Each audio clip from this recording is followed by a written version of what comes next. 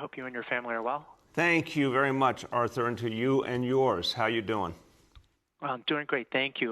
My question is one on race. You articulated the tale of two cities early on.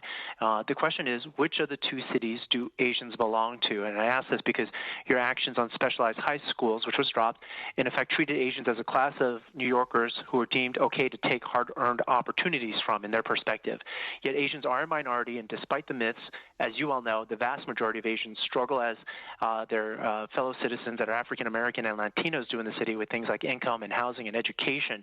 And yet, even with Asian-owned small businesses devastated by the impact of the pandemic, leaders there say they've been excluded from your Racial Inclusion and Equity Task Force. At a September roundtable to support entrepreneurs of color, Asians apparently were not even mentioned once. So the question is, in which of the two cities do Asians belong to? Well, Arthur, it's such a important and honest question, and I appreciate it. So let me give you some quick points. First of all, this is a city that is almost two-thirds people of color, and that clearly includes our Asian communities. So if we're talking about a history of institutional racism and exclusion, that has affected Asian communities deeply, unquestionably, not only in the past history of this country and this city, but even to today. If we're talking about economics, you're absolutely right. So many Asian American New Yorkers struggle economically. So many immigrant families are struggling to make it in this city and pass something better along to their children. If we don't say that often enough, that's something we have to fix. I have to fix, and my team has to fix.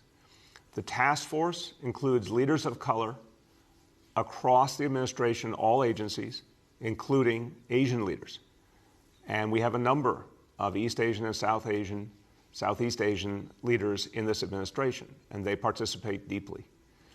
I would say to you, looking back on what I think was a painful episode, as we tried to address the injustices with our specialized high schools, I do think that there were instances in which we didn't articulate. I didn't articulate well enough. The chancellor did not articulate well enough. The administration did not articulate well enough our vision, which was not to take from people so that some other people could have justice, but to somehow create more fairness. I don't think we did that well enough. We can do both. We can create more justice and more opportunity at the same time. So, Arthur, it's a very good question, a very important question. I've said before, I want to say it again. I apologize to members of the New York City Asian American community who felt that the specialized high school vision was meant to exclude them. It was not. It was meant to help ensure that Black and Latino New Yorkers who are being excluded painfully, horribly from specialized high schools would have opportunity, but not to, in any other way, take away from another group. And we simply didn't handle that right, and that's my fault. I'll take responsibility for that. But the issue is still very much alive, Arthur. The specialized high schools still don't make sense. Again, Stuyvesant, I think it was 2 years ago, between African American and Latino students, 3% in a city that's over half African American Latino. That doesn't make sense. That's not fair.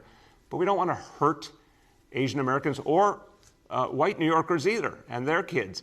We've got to find a way to create more justice, more consistency, more fairness, while increasing opportunity for everyone.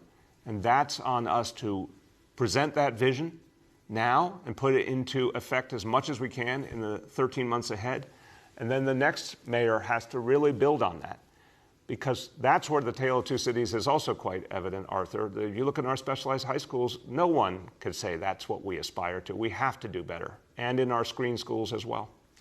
Go ahead, Arthur. Thank you. Thank you, Mayor. As a quick follow-up to that, can you say right now that you will direct the MWBE to include Asian businesses? Again, I want to be careful in this answer because there's a lot of angles to this. I want to make sure that we are uplifting anybody who has been left out. But we also see in the MWBE programs a lot of challenges that are still not being addressed. I think, Arthur, that these programs are still not reaching a lot of the people they were meant to help, who have been, the most excluded for the longest in this country. So I want to make sure we maximize opportunity for Asian communities for sure and Asian businesses. But I also want to acknowledge that we still have a long way to go to achieve the very original concepts of why we're even doing the MWBE work together.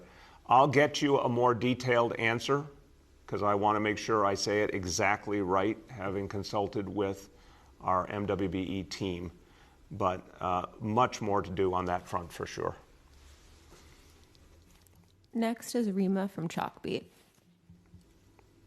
Hi, Mr. Mayor. How are you doing today? Good, Rima. How are you? I'm good.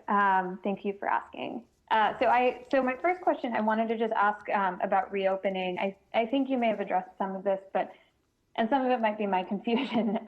But you mentioned that the city would be able to take additional measures to reopen schools if the city becomes a state-imposed orange zone, which, to my understanding, I think, as people have outlined, means extra testing in schools. And then there's a bunch of other rules to actually get back into the building. So I'm wondering, since the city isn't in an orange zone at this point, but you are, it seems, you're looking at ways to reopen with increased testing, why can't the city start taking those measures right now? And that's what we're ramping up to do, Rima. But let's be clear about how the pieces are going to come together. You're not confused. Let me give you some positive reinforcement. You are not confused. These times we're living in are confusing. Ever-changing reality with COVID and very difficult standards that have been set to address things. We recognize and appreciate the state's role. The state has set out its vision around orange zones, the way they manage orange zones. This came in part from the original proposal I put forward when we saw the problems in Brooklyn and Queens. I had a different approach, and I might do things a little differently, but the state has the right to apply it the way they see fit. They came up with these color zones, and the orange zone has a clear set of criteria of how you get into it and what it means to open schools within it. We know we'll be in an orange zone, again, as early as next week. The planning and the logistics it'll take, which was referred to in an earlier question, real challenging stuff, but it can be done. So we're ramping up right now, retooling our testing operation to go focus on the schools that we would reopen first. And again, that begins with District 75 with our special education schools. Because it is much more intensive testing, we're not going to try and open everything simultaneously. We would do this in waves. But it does require a lot of new work, and we need the time to get ready to get things in position to do that. I think it's all going to line up because, again, I think the orange zone, sadly, I wish there wasn't going to be one. I wish we were doing better in terms of COVID, but it's coming soon. So I think the pieces are going to line up